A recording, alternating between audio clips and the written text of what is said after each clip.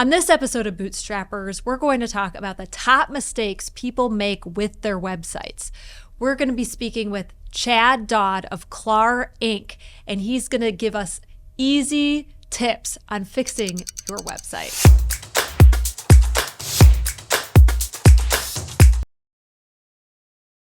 Welcome back to Bootstrappers. I'm your host, Gwen Aspen, and we have a really exciting show where we're going to talk about the top mistakes people make with their websites and easy tips on how to fix them. This hits home because we have personally been really working through a new marketing journey, if you will, and working on a brand new website for ourselves and fixing a lot of the marketing issues that we had digitally. And Chad, to be perfectly honest, has been a huge part of fixing all the marketing issues that we've had. And so I'm super excited to have him on the show. Welcome to the show, Chad. Thanks for having me. I'm super happy to talk to you because, full disclosure, Chad's been helping me with my website. And I know that we were making tons of mistakes that hurt our website. And so it's a super exciting topic because I think there are a lot of businesses like ours. Yep. Because we thought we were on top of the marketing game, but we weren't. So can you talk through the top mistakes you find businesses make with their website? Like, just get it started. The top mistakes, there's a lot. It depends on to the organization. So I think one, not being personal enough, right? So we can talk a lot about technology and the things that need to be, on the site for your SEO purposes and be found on Google and Bing and all that kind of stuff. But I think too, it's as a branding, love branding a lot. It's how does this reflect truly who you are as a business? And I think the era that a lot of companies go into is, let me buy this template off the shelf that everybody else has, fit all these things into this, and I at least said the messaging that I wanted to say, or I had somebody else write the messaging, and it may not accurately reflect who you are as a company. And just on that point, I know a lot of people, you talk to them about their business, and then you go to the website, and it's like a completely different company. And you see that a lot with businesses? A lot. And so that's where, like, one of the things that we always try to encourage companies to do, and they hear the $ keep going, is you need to change your website regularly. Now, your business as an owner, you're constantly morphing, changing it, perfecting, your talking points, you're perfecting your services, you're perfecting your values, all those types of things, because it morphs, it grows. You're growing as a business, we grow as humans. Our clothes change as we get older. Our styles change. And so your website should kind of reflect that as well. But a lot of times people just forget it. And they say, I paid, 5, 10, 20 grand for a website. It's good for 5, 10 years. And they forget about it. Well, in sometimes 6 months, technology has changed. Your business has changed. And so it's always good to keep looking at that in the forefront of your mind. And I think that's a huge message to people because this happened to us. We were kind of set and forget it. And I think it's because business owners, well, first of all, you're just super overwhelmed with other parts of your business. Mm-hmm. And you're overwhelmed because marketing has become so technical. Mm-hmm. So you outsource the marketing piece of your business. Yep. But then those people are disconnected with what's really going on. And I recently went to a seminar by Vern Harnish, who wrote the Rockefeller Habits. And he was saying that marketing person has to be hip to hip with the CEO at all times, because that is how you're going to get the customers to come to your business. And so that messaging, which historically has been kind of like that afterthought, really has to be on point all the time, not to freak people out. No, but it's relational. Like we're relational beings, and even as business will look at this, well, this is a transaction, but to get to the transaction, you still have to be somewhat relational to it, unless you're a subscription drug where you have to just, doctor says take this, okay, I'm going to take it. But everyone is a relational thing. So how are you relating to the people on that digital front? And you have to prep them. If you ever get it's that bait and switch. You go to a website, you see something, and you're like, oh, yeah. And then all of a sudden you get to talking to them, and you're like, this isn't what I thought it was going to be. And so it has to accurately reflect. It's, like we say on websites too, your portraits, which people are looking at it going like, oh, I took it 5, 10 years ago, everything's fine. We did it with another client, 10-year-old photos, and they were completely different. And even we did photos just a year ago for one of our clients, and they've lost over 100 pounds. And so we're now coming back in and taking their photo again because they look completely different. And so you want that to accurately reflect who you are as a company and who's inside your company as well. So when you talk about the website has to be more personal, what is that? What are people doing and what should they be doing to make their marketing more personal? So what we'll talk about really quick, the mistakes that they're doing is that they look at what other people are doing and try to emulate that and say, it's like the Joanna Gaines, right? Everyone, shiplap everywhere. But it's like, wait a minute, it doesn't fit in your home or it doesn't fit the style. And so you do it and it's like, yeah, that's cool, but it doesn't reflect who you really actually are. And so taking those things and saying, what is your personality as an owner? Because you're the one that's driving the business. What's the personality of the business? And how do you merge those two things together?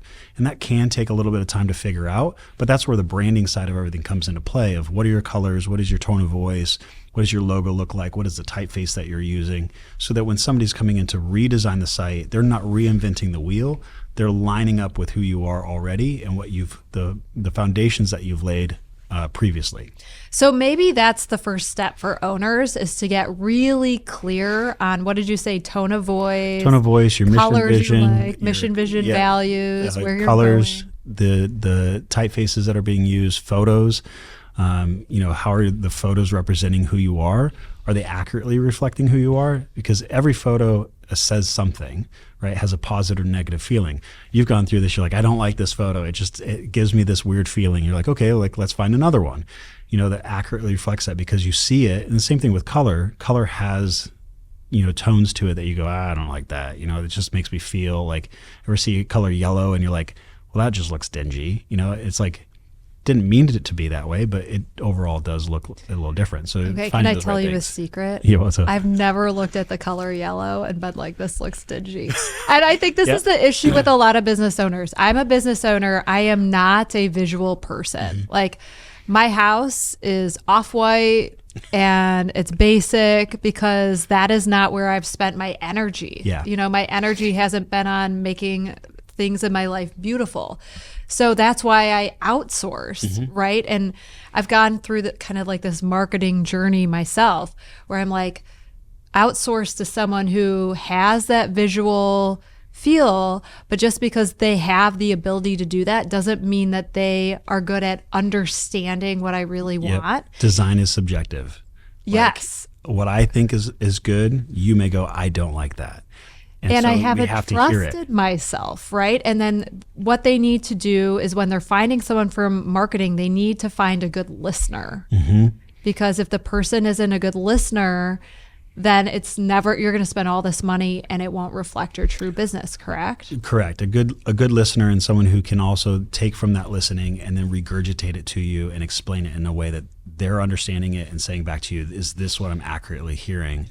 Otherwise, you'll have all these back and forth with it and not get what you actually want. And then there becomes this tension, because the designer loves their work. They are so invested in their work and so invested in what they do.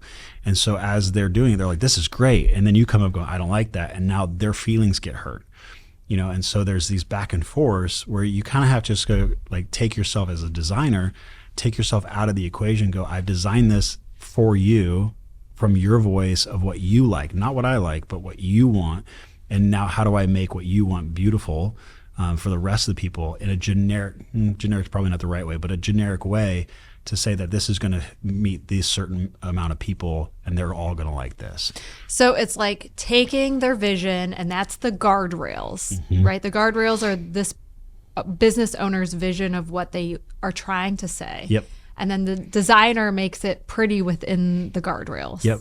Well, we always say in branding, it's a box, right? We have these parameters, these rules that we have to abide by. And young designers don't like the rules because they're like, I want to be creative. Well, it's more when you have a box to be more creative in a box because you have to come up with solutions that are inside this container. And it's easier to just say, I'm going to design something over here that has nothing to do with this box. It may look great, but it doesn't fit who you are as a company. And so getting that all kind of in order. I think this is such an important point because when I was a young business person, I just was like, I'm not good at this. I'm going to outsource everything. And we've had to reiterate a bazillion times since then. Yeah. And now I'm a little bit more clear on what I want. so that I can have the messaging really relate to what we're trying to do, which is so important because if you're trying to get sales as a business person, you need to get that revenue in the door. Yeah.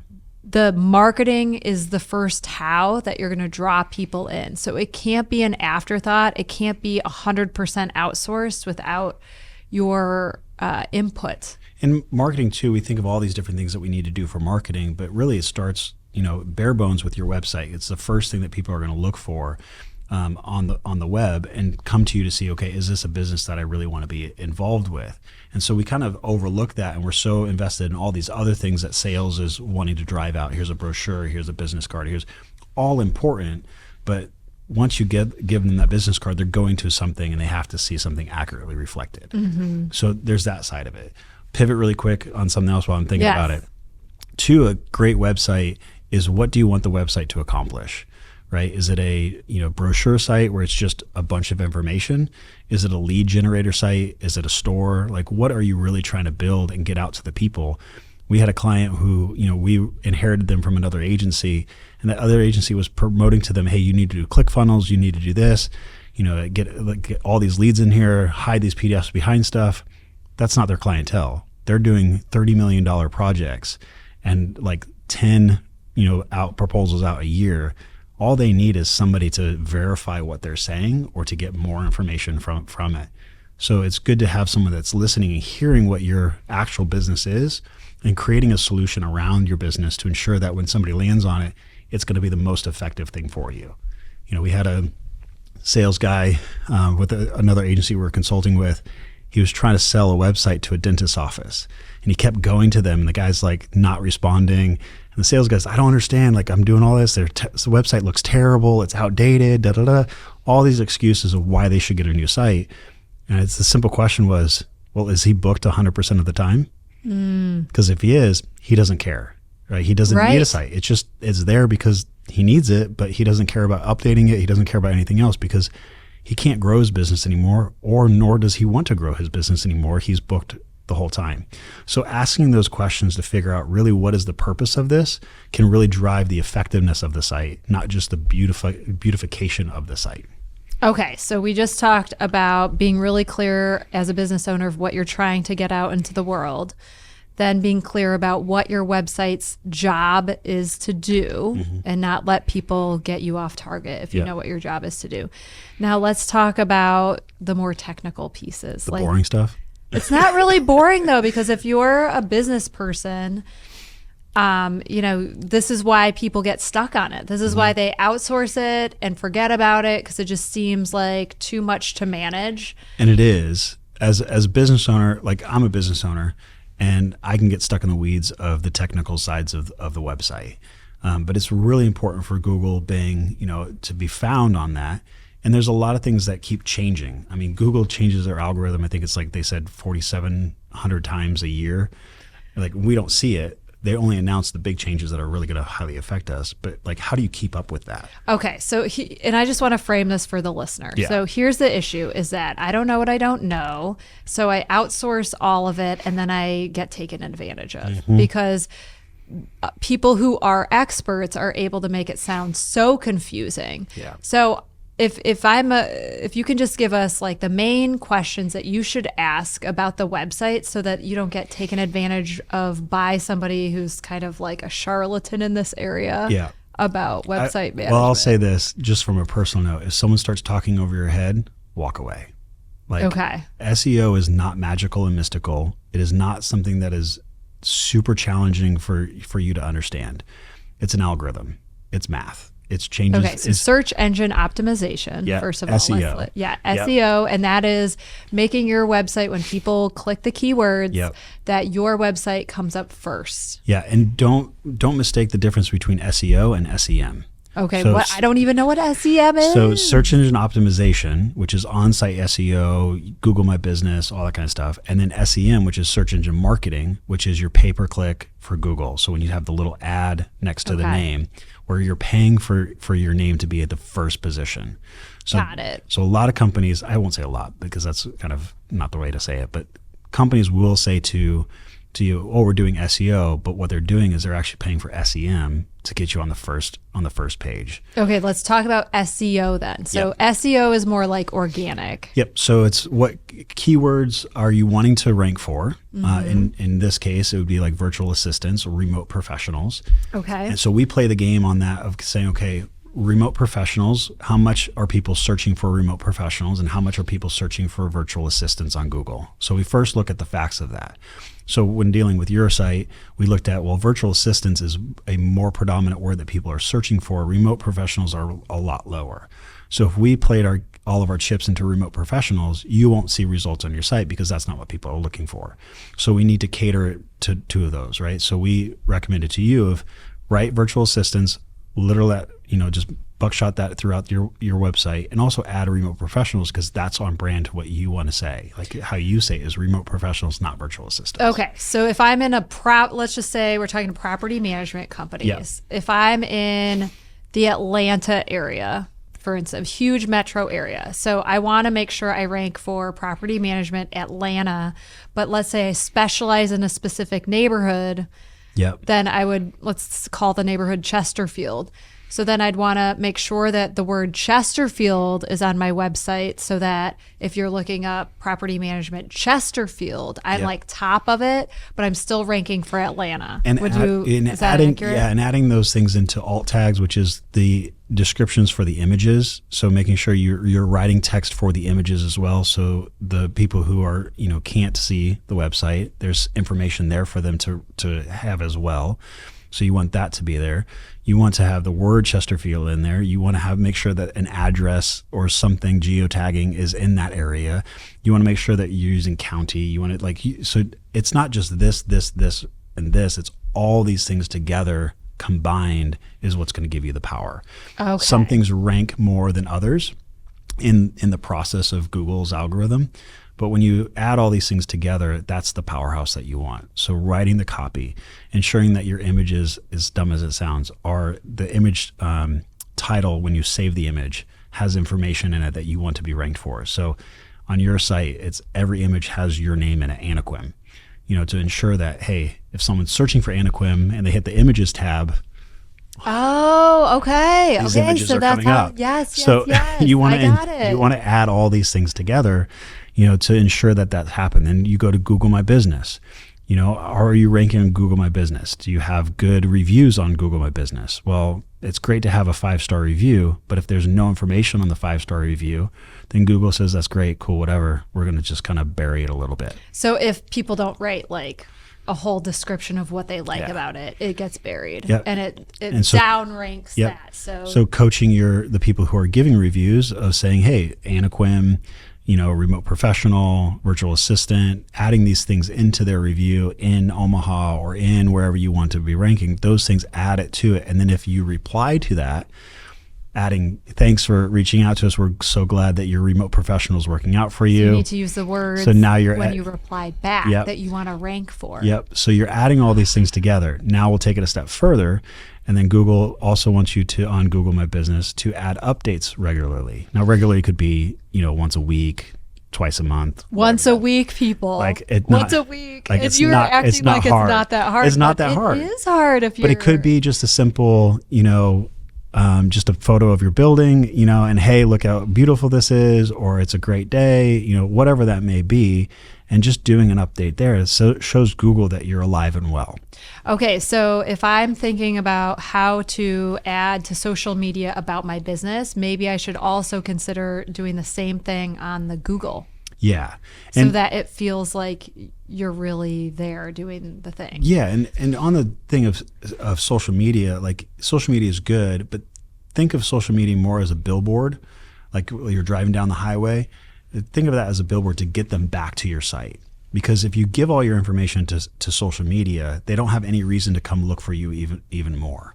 And you want them to get stuck on your site. You want them to get in your ecosystem and then contact you from the ecosystem, rather than here's social media and they have never seen this information over here before. Okay, so bring them back to your site. So that brings up blogs and content. Yep. Content is everything right now. Talk to me about content. Content is king. Okay, talk about it. And so we'll also say too, another thing that like Google has been wanting is for you to regularly update your site. So a lot of people say, well, do a blog article or something like that. That does do some of it, but what we're looking at is regularly update the content on the home page or the about page, or so change your pictures. Change a picture, change how wording is.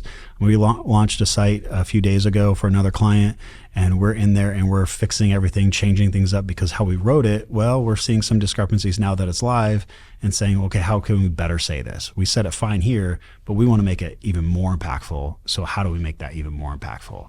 And just making these small tweaks. When you say, because you just told me that I should be putting pictures or updating Google every week, which sounds like, and you said that's not that much, but and that's where you get to an agency to handle that for you. That's going to be able to manage that, but they need to be speaking with you regularly. But how often would I have to update my homepage on my website? Really? Like 3-6 months. Every 3 to 6 months. Like okay. Nothing crazy, because you think of the lifespan of your client, right? If they're coming to your site and like how long does it take for them to buy from you? So some people will take 3 to 6 months to buy. So if they're coming to the site and it's the same thing every single time, then it's like that impression of like, well, they're not doing anything, nothing's changed, that kind of stuff. And so they're getting the same information. But if you're thinking of your client as, oh, that image changed. They're active, they're live, they're, wanting to give me a better experience. Like those are the things that. So it makes you seem like a thought leader when you change your website often. Yep. And because we're in this new dynamic where content is key and the world is moving fast, we have to act as if our business is on par with the movement of technology, and people do want things immediately, and you'll give that impression if you're always changing your website. Yeah, and some people will say the solution is to, like on your homepage, put a slider on there, and we'll immediately be like, don't do that. Why? Because when you think of a website and you're landing on the site, you have about 5 seconds to capture their attention. And there's a lot of people who talk about the science of all this, but you have 5 seconds. Well, it takes roughly about a second to 2 for everything to load on your site. So you're losing time. So when you're looking at that and then you have a slider, sliders will rotate every 3 seconds on average. So they landed on your site and they've read your first description and they're already scrolling, and then the next image scrolls into view. They've missed it. So why go through all that effort if they're never going to see it? So you say you have 5 sliding images on the homepage. Slider 1, they see that. They may see slider 2, slider 3, 4 or 5, they're never going to see unless they just stay there. So you put all your energy into this slider and crafting the right message for the top, the right image for things that they're never going to see. So put your effort into something more important of, hey, how about while they're scrolling down that you're giving them that information as they scroll, because they're not waiting for this to go, they're waiting to go like this. Okay. And so provide that information. It's the same thing where we talk about people who are like, I want a video on the top header. We always will say, don't do that. And it's not because it's not cool. Everyone loves like a video on their top, but it also can bog down your site. And so if a user's in Podunk, Nebraska, say they're in Valentine, service is not that great, and they're on their phone, and now they have to wait for a video to load in order to go through your site. And within 5 seconds they're gone. Yep, they don't care anymore. So, wow. And people are looking at sites in all kinds of locations. So it doesn't have to be someone, if you're like, well, I don't service Podunk, Nebraska. Well, people are traveling all the time. Yep. Your name comes up and then they can't load the site. It's even in our building, I have one bar in here. Okay, right? that's even if so you're in it's a bad building. So it doesn't really matter. So what's the best practices and what is the things that are going to get the information out there? It's nice to be clever, but sometimes being clever is just going to hurt you in the long run. So just be efficient is really what it is. Well, these are such helpful tips, Chad. I'm so glad that you're here to teach us all about it. I'm so glad that you've helped me on my marketing journey, because in the last 3 months, I think we've got leaps and bounds better. And marketing no longer is an afterthought, but like an active process that we're focused on. And it's just been a game changer. So thanks so much, You're welcome. Chad. Thanks for having me.